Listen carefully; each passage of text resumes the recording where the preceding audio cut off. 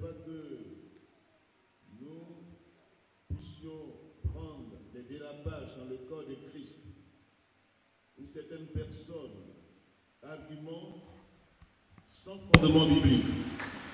Ils prennent un sujet et ils font de ça un prestesse pour séduire. Mais aussi, il ne faut pas prendre une vérité et être extrémiste. Dieu n'est pas extrémiste, Dieu est équilibré. Amen. Dieu veut l'équilibre. Soyons équilibrés. Il y a la prospérité selon Dieu.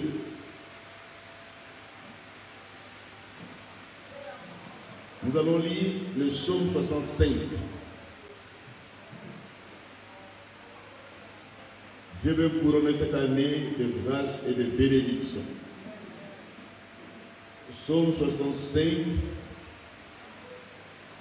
à partir du verset 10.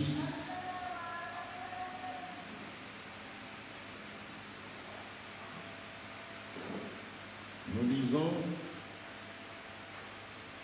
la parole du Seigneur.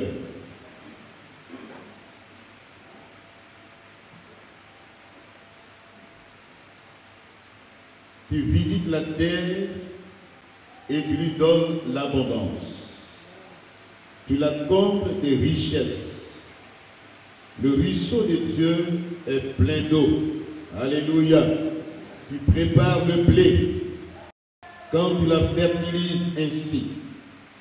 En arrosant ses sillons, en aplanissant ses mottes, tu la détrempes par des pluies. Tu bénis son germe, tu couronnes l'année de tes biens et tes pas versent l'abondance. Que Dieu couronne cette année de biens. Alléluia. Que Dieu bénisse sa parole.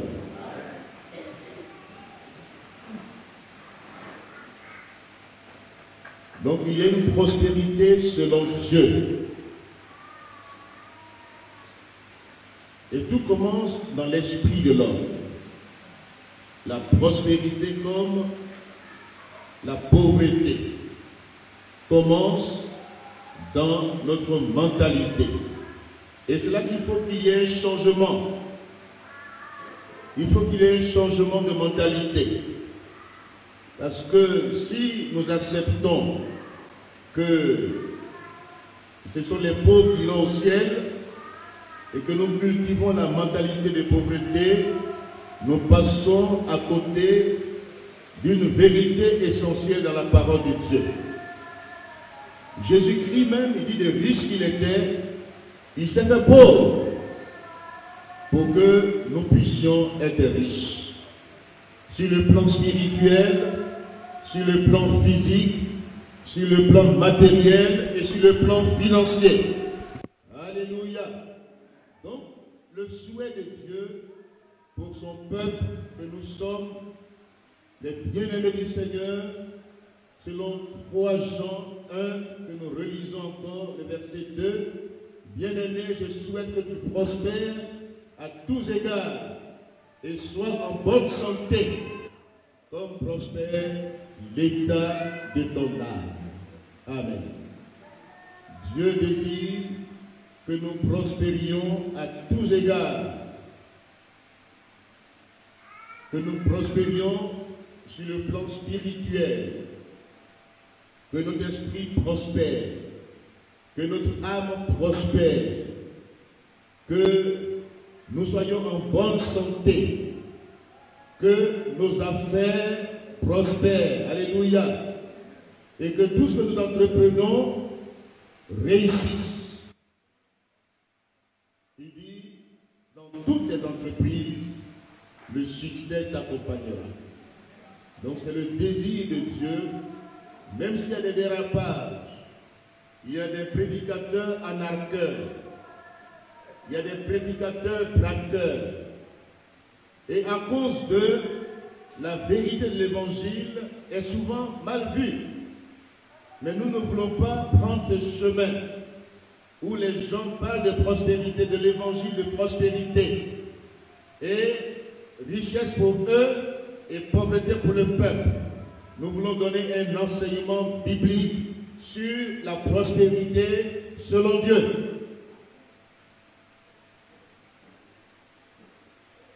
Dieu veut que tu prospères. C'est son désir. C'est sa volonté. Il veut combler ton année de bien. Amen. Une année de riches bénédictions. D'abord, c'est l'Éternel qui bénit. Et la bénédiction de l'Éternel n'est sur aucun chagrin. Dieu nous a déjà bénis en Christ. Nous, ses enfants, nous sommes bénis. Amen. Parce que en Christ, la bénédiction que Dieu a promise à Abraham, l'homme de la foi, le texte fondateur, Genèse chapitre 12, versets 1 à 3 que nous lisons. Genèse 12, versets 1 à 3. Ce que Dieu dit à Abraham.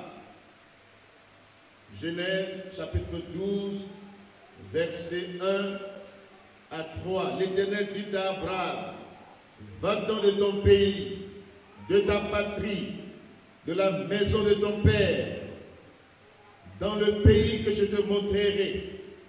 Je ferai de toi une grande nation et je te bénirai.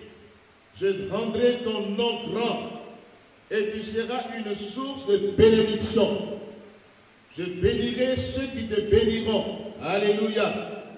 Cette bénédiction, ce texte-là, a pour nous les païens, les non-juifs, son accomplissement en Christ.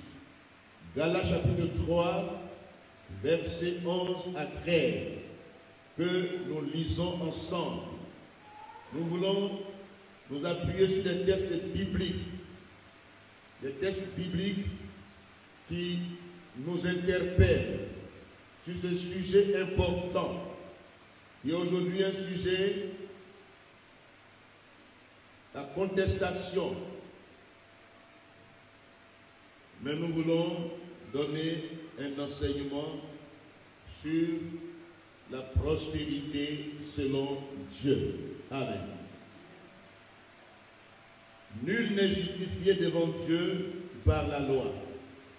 Cela est évident puisqu'il est dit, le juste vivra par la foi. Or, la loi ne procède pas de la foi, mais elle dit, celui qui mettra ces choses en pratique vivra par elles. Christ nous a rachetés de la malédiction de la loi, étant devenu malédiction pour nous, car il est écrit, maudit, et quiconque est pendu au bois, afin que la bénédiction d'Abraham eût pour nous les païens son accomplissement en Jésus-Christ. Amen. Donc ce que Dieu a dit à Abraham a son accomplissement en Jésus-Christ. La foi. La foi, c'est vraiment l'héritage légué par Abraham à toutes les nations. Abraham est un homme de foi. Il a cru en Dieu. Et l'héritage qu'il lègue à toutes les nations, la bénédiction, cet héritage, c'est la foi. L'héritage de foi. Et nous qui avons la foi en Christ, nous sommes bénis. Alléluia. Nous sommes bénis. Selon Éphésiens, chapitre 1, verset 3, dit ceci. Béni soit Dieu le Père de notre Seigneur Jésus-Christ, qui nous a bénis de toutes sortes de bénédictions spirituelles dans les lieux célestes en Christ. Alléluia. Donc en Christ, tu es béni. Je suis béni. Dieu nous a bénis en Christ. Amen. Le salut, c'est la bénédiction que nous avons en Christ. Mais ce salut est multidimensionnel. Alléluia. Dieu s'occupe de l'homme tout entier. Ce n'est pas seulement un salut qui nous propulse vers les choses à venir, mais aujourd'hui même, le salut que Jésus-Christ donne est un salut complet. Et nous qui avons tout quitté pour le suivre, l'apôtre Pierre lui a demandé, mais Seigneur, nous avons tout quitté pour te suivre. Qu'est-ce qu'on gagne dans ton affaire? Il lui a posé la question. Jésus-Christ a été clair, il dit, oui, vous qui avez tout quitté, maison, père, mère, pour me suivre, qui pouvait même être rejeté par ceux que vous avez quittés, vous aurez sur la terre d'abord des bénédictions matérielles. Vous aurez des maisons, des terres, des richesses. Sur la terre d'abord, et maintenant dans le ciel, le royaume des cieux. Amen. Donc que notre évangile soit équilibré. Que notre évangile soit un évangile biblique qui prend en considération ce que Dieu dit. Même si nous constatons des dérapages, mais restons bibliques. Amen. La prospérité selon Dieu a des principes, a des règles. Passer outre ces règles et vouloir prospérer, c'est diabolique. Parce que tout ce qu'on fait sans règles, sans principe, et qu'il y a des résultats, c'est du mysticisme. C'est qu'il y a eu des pratiques occultes mystiques là-derrière. Il y en a qui prospèrent en volant. Il y en a qui prospèrent en éliminant les autres. Il y en a qui prospèrent par des pratiques. Mais ça ne dure pas. C'est suivi de chagrin. Or, quand Dieu te fait prospérer, ce n'est suivi d'aucun chagrin. Donc, il y a une prospérité selon Dieu. Alléluia. Dieu est un Dieu de règles, de principes. Ce n'est pas forcément la loi. Ce n'est pas le légalisme. Mais c'est des principes bibliques enseignés dans toutes les générations. Et ces enseignements, ceux qui obéissent à ces enseignements bénéficient des résultats palpables. Alléluia. Les règles que Dieu a établies pour que nous prospérions sur le plan matériel, d'abord nous sommes déjà prospères sur le plan spirituel, nous sommes déjà bénis de toutes sortes de bénédictions dans le domaine spirituel en Christ, mais s'agissant de la prospérité matérielle, financière, Dieu a établi des règles. Amen. Des règles qui sont établies. Lisons le psaume 118, le verset 28. Psaume 118.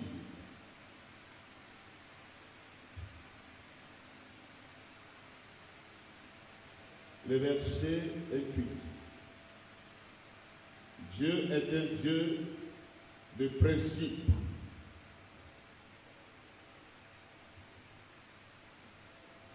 Dieu est un Dieu de règles établies. Il y a le psaume 118, hein? Le verset combien? Combien? 28.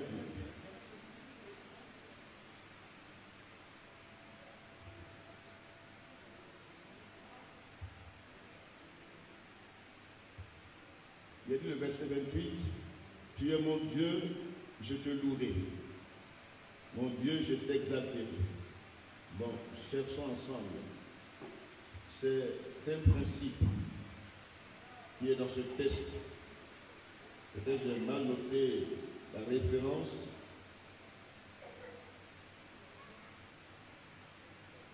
Bien, donc on peut avancer. On va trouver ça au fur et à mesure qu'on avancera. Amen. L'Éternel, notre Dieu, est un Dieu qui est soumis lui-même à ses principes. Ces principes qu'il a établis dans la création. Je vais trouver ça plus tard. La première règle établie, premier principe que Dieu a institué, revenons au psaume 128. Je suis toujours dans mes recherches. Vous m'excusez, hein? Psaume 128.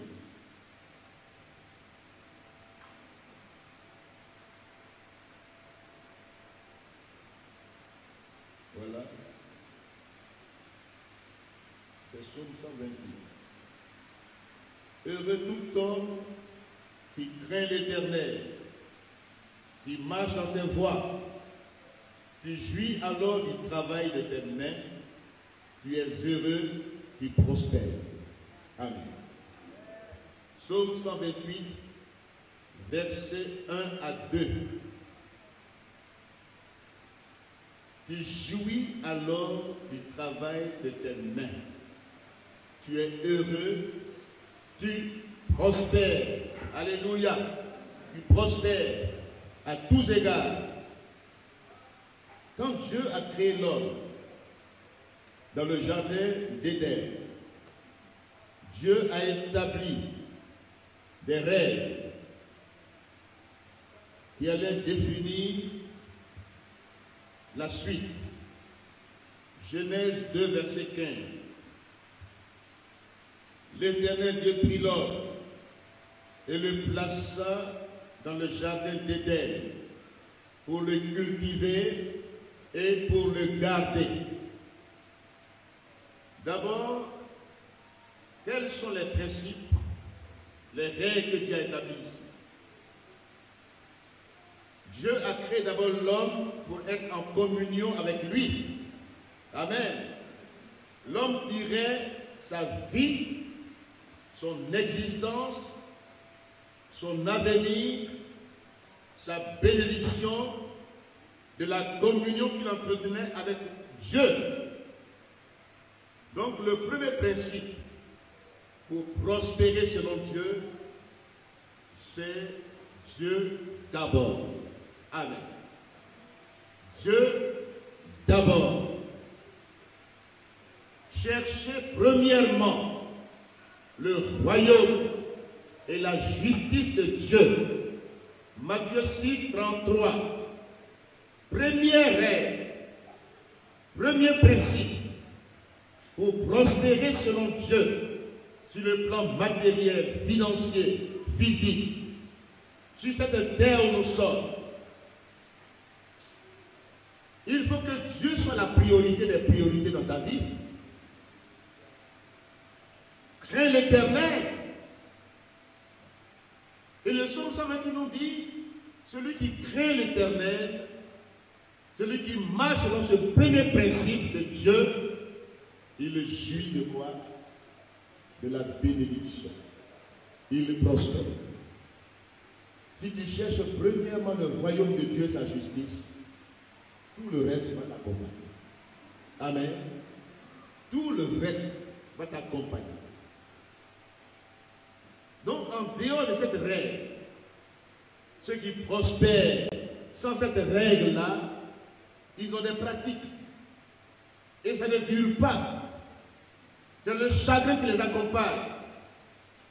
Mais celui qui suit cette règle biblique, cherchez premièrement le royaume de Dieu et sa justice, le reste suivra. Tout ce que tu veux, les bénédictions matérielles, les bénédictions financières vont suivre.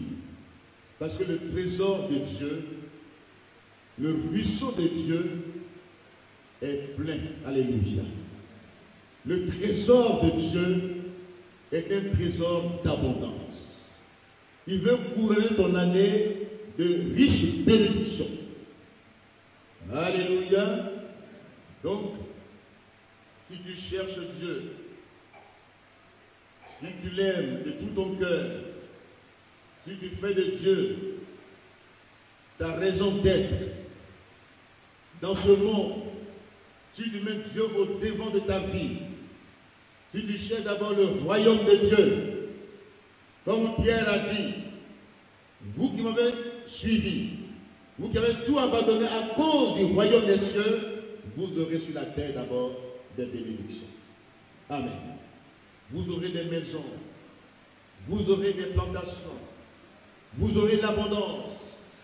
Jésus donne la vie en abondance. Alléluia. Donc voici le premier principe.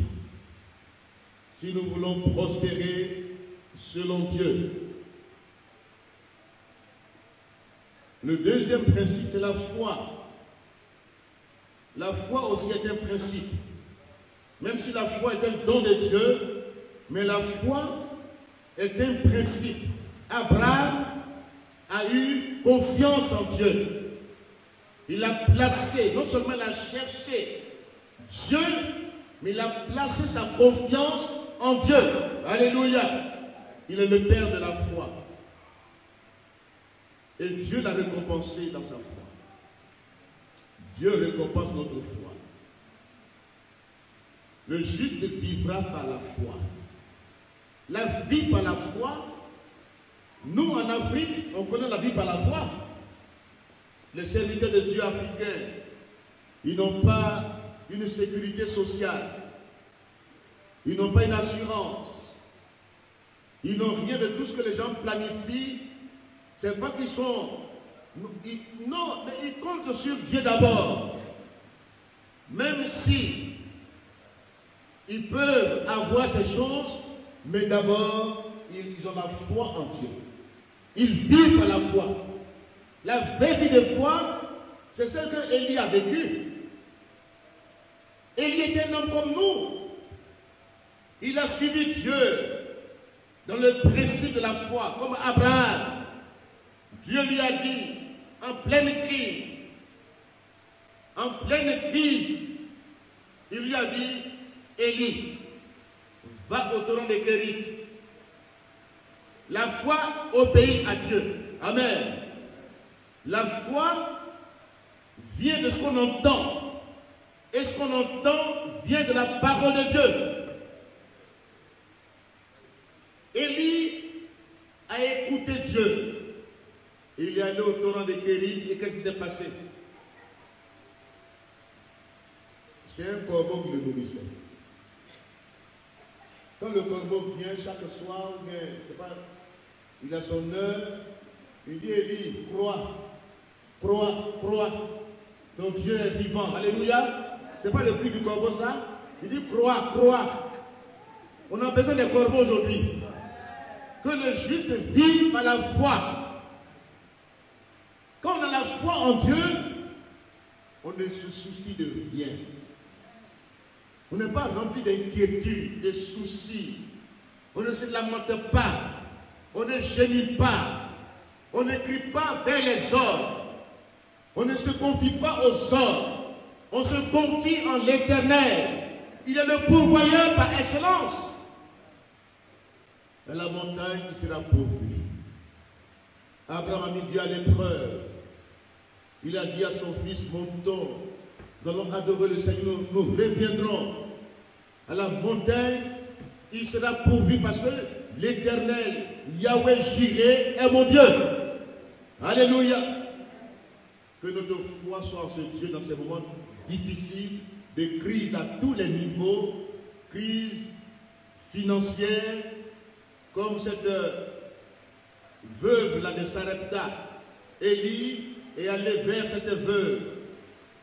Il a mis au défi de la foi.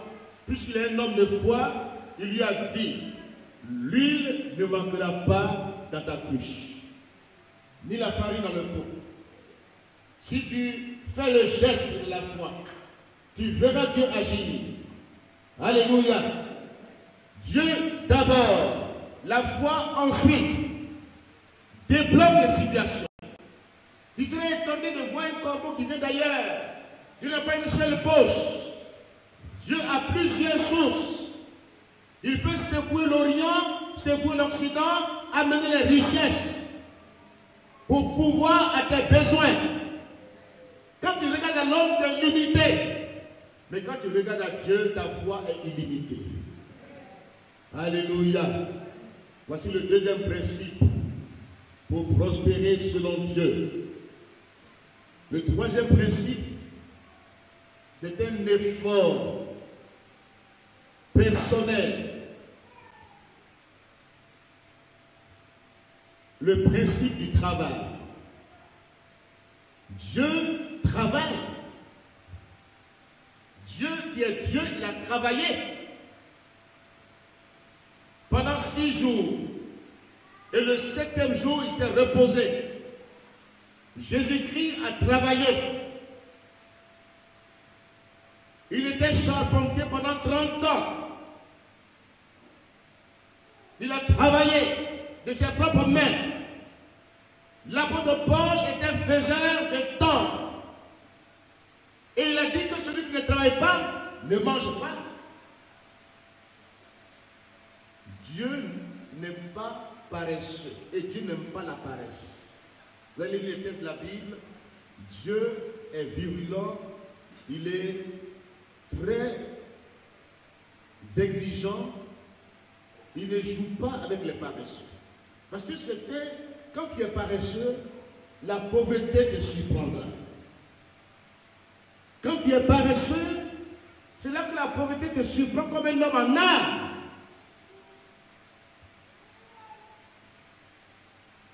Tout travail apporte la bénédiction. Alléluia. Tout travail. Dieu veut que tu travailles. Parce que cette prospérité, si, ce n'est pas par le vol, ce n'est pas par l'arnaque, ce n'est pas par braquage. Ceux qui font ça, braquer quelqu'un, prendre son argent, et puis après aller réaliser, bien mal acquis ne profite jamais. Quand tu as mal acquis un bien, ça ne te profitera jamais. Mais quand tu as travaillé de tes propres mains et tu as eu réellement le fruit de ton effort, tu es satisfait et dans la joie. Amen. Alléluia. Le travail maintient l'équilibre dans ta vie. Le travail maintient ta communion avec Dieu. Dieu a dit alors, cultive le jardin pour que tu restes en communion avec moi. Parce que je suis un Dieu travailleur. Car l'oisiveté est la mère de tous les vices. Comment Satan est venu? C'est quand l'homme était tombé dans l'oisiveté, dans la paresse. Quand son épouse était en train de se promener, c'est là que le serpent est venu. Dieu t'a donné 2 mains. Dans ce choix, il y a un phénomène qui arrive, la mendicité. Les mendiants leur remplissent la vie d'Abidjan. Et c'est souvent les femmes qui peuvent faire leur petit commerce, qui mendient. Même celles qui balayent là, quand tu passes, elles te demandent de l'argent. La mendicité a commencé à remplir nos nations.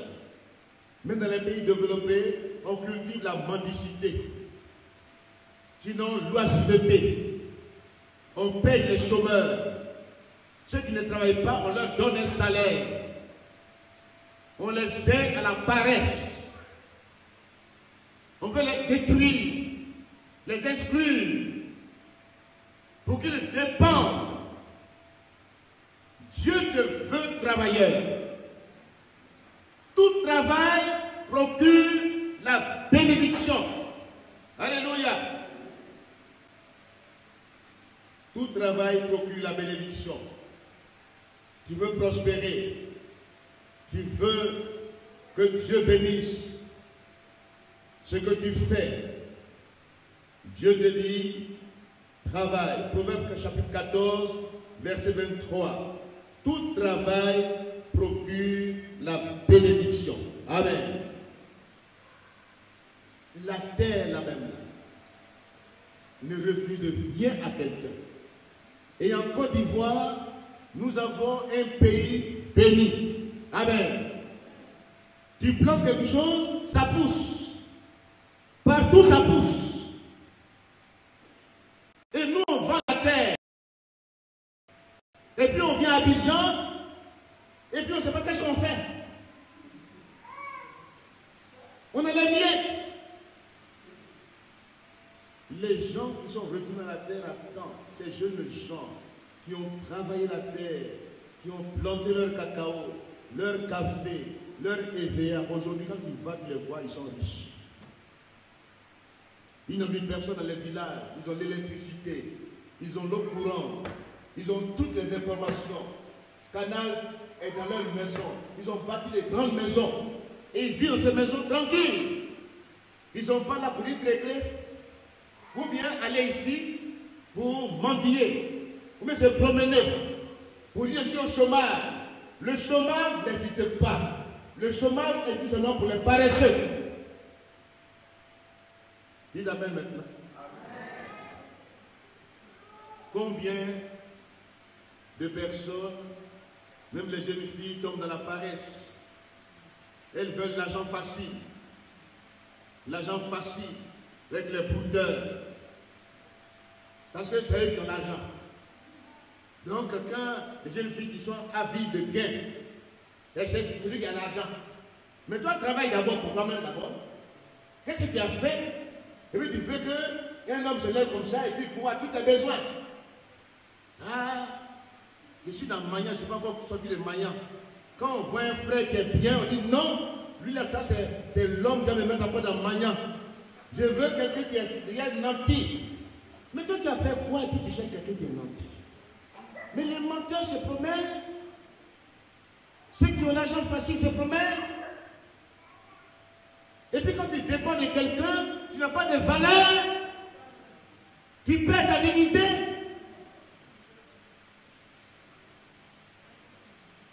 Que les jeunes filles travaillent.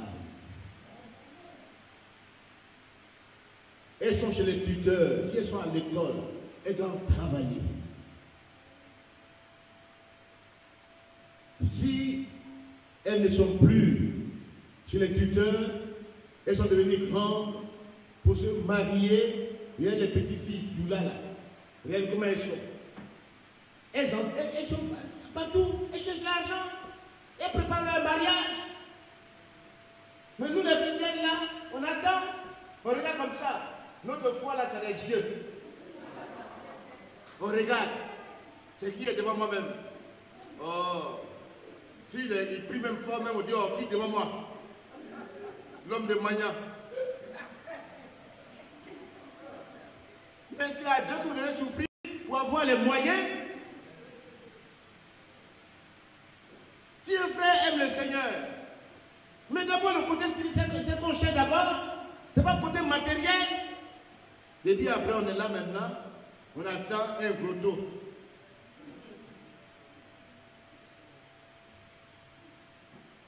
Que Dieu nous aide. Le troisième principe que Dieu a institué dans la parole de Dieu, tout travail procure la bénédiction. Amen. Tout travail. Ceux qui réussissent là, il est païen. Il est sans Dieu, mais il obéit au principe de Dieu. Il prospère. Il travaille. Il entreprend. Le quatrième principe, c'est l'entrepreneuriat. Amen. Alléluia. Tu peux avoir un boulot. Ça s'appelle l'auto-emploi. Maintenant, dans la société actuelle, là, tu peux créer ta propre entreprise, mais en même temps, si tu es employé quelque part, il faut que tu puisses être sage. Va te contenter d'un petit salaire. Il faut avoir l'idée d'entrepreneuriat. Alléluia. C'est une source de bénédiction, de prospérité. Regardez en Côte d'Ivoire, où nous sommes. L'Ivoirien, je ne sais pas s'il faut dire l'Ivoirien, mais l'Ivoirien laisse les secteurs productifs à ceux qui sont venus d'ailleurs. C'est eux qui prospèrent sous nos yeux. Nous, on pense que c'est seulement sur les bancs de l'école qu'on réussit. Même si il faut savoir lire, écrire, compter. Les diplômes, c'est bien. Mais, même si tu travailles, cultive la mentalité d'entrepreneuriat. Amen. Je connais, quand je vais aux deux plateaux, je connais un monsieur là, dans les fêtes là. Lui, il fait son poulet à 4 000. Et je lui ai demandé, tu vends combien de poulets? Il dit, oh, je peux vendre plus de 200 poulets. S'il y a les fêtes, ça peut monter à 400. Je dis, bon, multiplier ne serait-ce que 100 par 2000. Pardon, par 4 000, vous allez voir. Ça fait combien? 100 fois 4 000. Ça fait combien? Par jour, il a 400 000 francs. Par jour, il a 400 000 francs. Par mois, il a combien?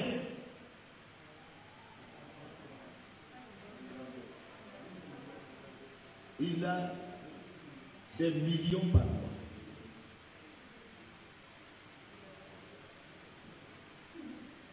Et c'est eux-là que nos fonctionnaires, c'est dans leurs mains, ils vont prendre crédit.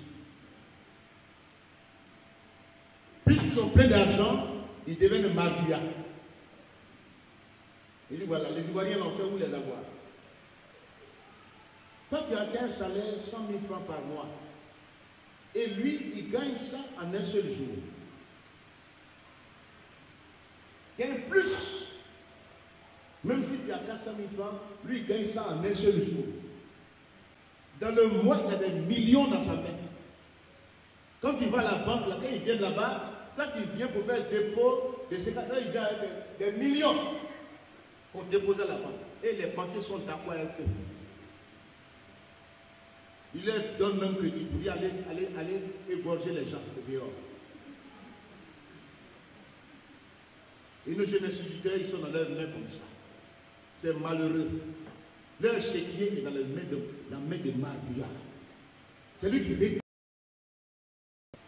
Il est comme ça, malheureux comme ça. Misérable.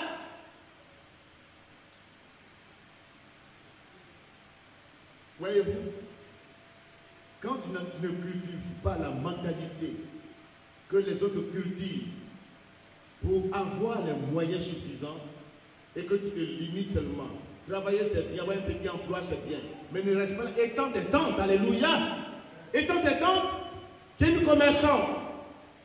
Ne reste pas une table là, assis derrière une table, me vend un petit sachet, me vend l'arachide, tu as commencé par arachide, mais tant tes limites, que Dieu nous aide.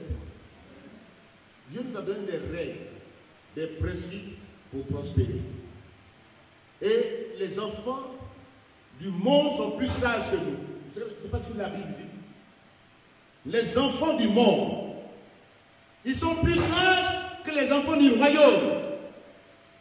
Et souvent on est limité.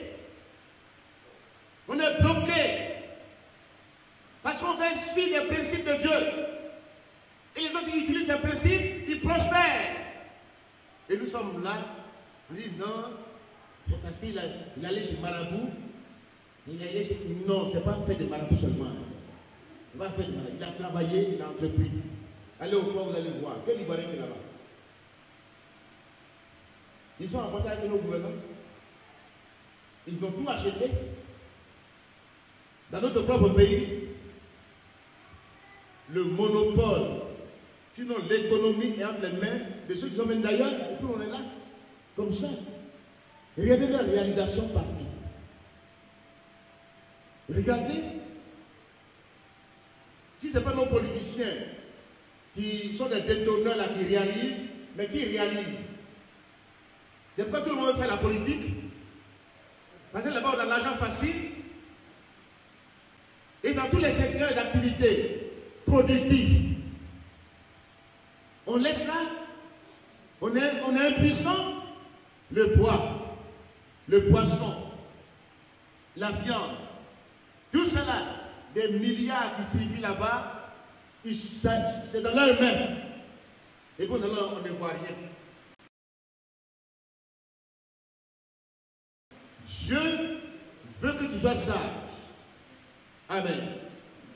Cette année qui commence là, je vais la combler de bien. Alléluia. Réfléchis un peu. Qu'est-ce qui marche au marché?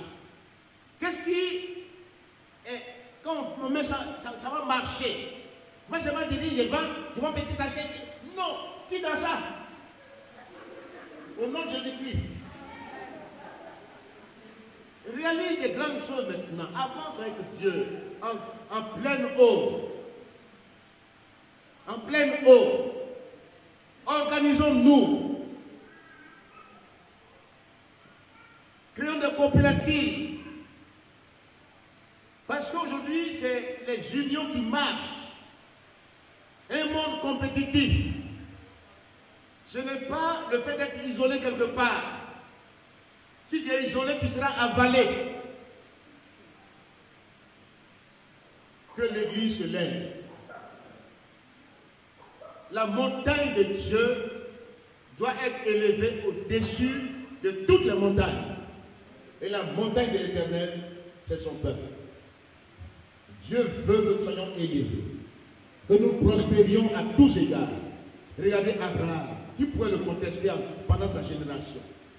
Qui? Regardez ses fils. Isaac.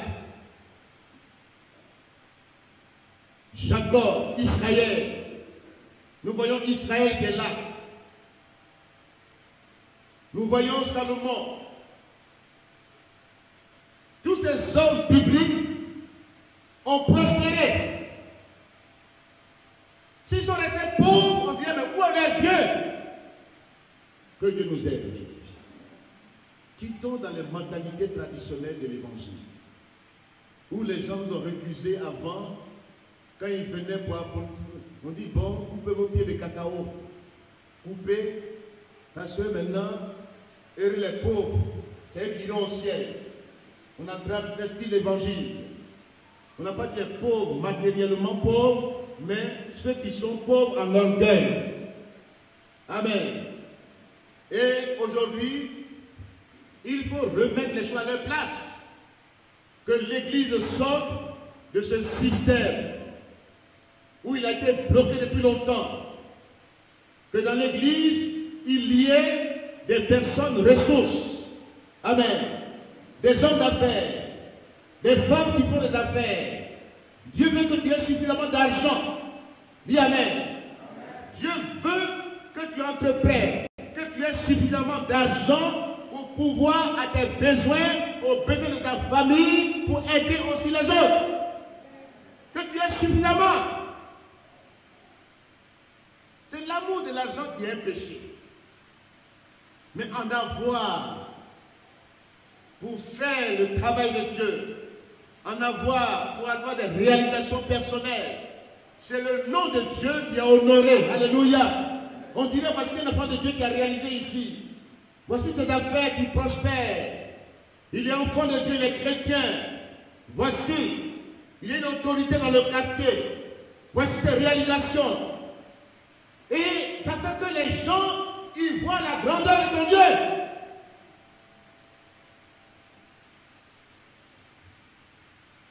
Que Dieu nous aide. Dieu veut qu'en cette année 2022, ta vie soit comblée de riches bénédictions. Alléluia. Dieu veut que tu prospères, que tu quittes. Regardez, Dieu a fait sortir Israël de quel contexte? Du contexte où ils avaient seulement, où ils n'avaient rien du tout, où ils étaient esclaves. Le pays d'Égypte, c'est le pays du pas assez. On les malmenait. Le désert, c'est le pays du juste assez. Tout juste. Même s'il garde, ça pourrit. Il ne peut pas manger le lendemain. Il ne peut pas faire des économies. Il ne peut rien garder d'Afrique au désert. Mais Dieu voulait Canaan pour Israël. Alléluia. Que tu entres dans ton Canaan cette année. Dis amen. Dieu te veut à Canaan. Le pays de l'abondance. Le pays du plus qu'assez. Ce n'est pas juste assez pour ma famille. Je survis. Et puis je suis là. Je peux jouer les deux bouts. Quand le mois finit, je suis dans crédit chez le Mauritanien. Ma femme ne prend pas un crédit. Je prends crédit lui. Et puis dans le quartier, j'ai 10 chemins. Quand j'ai pris crédit ici, ma route part plus là-bas. Ça tourne ici. J'ai pris crédit ici, ça tourne ici. J'ai 10 chemins dans le quartier. Quand on vient voir ton mari, non, il est sorti. Moi, il est couché dans la maison. Que Dieu nous aide. Quittons dans ça au nom de Jésus-Christ. On n'est pas là pour survivre. On n'est pas là pour dire non, vraiment, les temps sont difficiles. C'est sûr, c'est là, même si c'est difficile, même si c'est cher, il faut que tu arrives à payer. Amen. Même si on augmente le prix, paye. On va plus prier pour dire ça va diminuer, ça ne va pas diminuer, ça va augmenter chaque jour. Mais il faut avoir les moyens aussi pour payer. Amen. Que tes enfants soient dans les grandes écoles où tu peux payer. Qu'ils fassent des grandes études. Mais en même temps, qu'ils aient la mentalité des Daniel, des Joseph, qui ont apporté la prospérité en Égypte et dans ces pays babyloniens. C'est des enfants de Dieu. Joseph, premier ministre, Daniel, leader, meneur, un homme qui a l'esprit supérieur. Que nos enfants inventent, alléluia. Que nos enfants fassent des recherches, ils découvrent. Dieu leur donne l'esprit supérieur, le Saint-Esprit est supérieur. Qu'ils le découvrent, qu'ils soient des inventeurs, qu'ils soient des gens qui réalisent, alléluia. Là où on n'a pas arrivé, là que l'enfant dépasse.